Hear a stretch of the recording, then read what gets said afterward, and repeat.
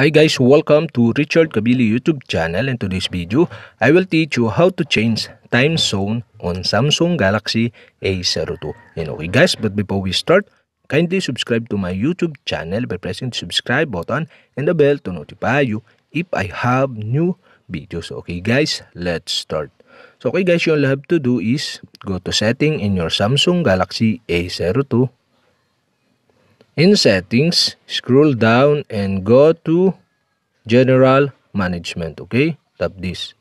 In general management, you can see the date and time. Okay, go to date and time.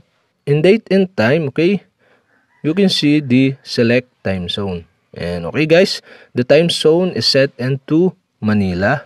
So okay, to change it, you'll have to do is tap the select time zone. Now here in select time zone, the region is Philippines. So okay, you can change it by tap the region. And okay guys, here in region, the first things you can do is select the region. For my example, I select the Brazil. Okay, tap the Brazil.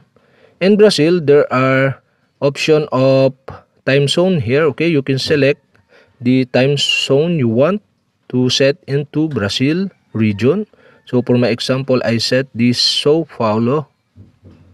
And that's it. We have successfully select or change the time zone on my Samsung Galaxy A02. And okay guys, if you have a question, kindly comment below.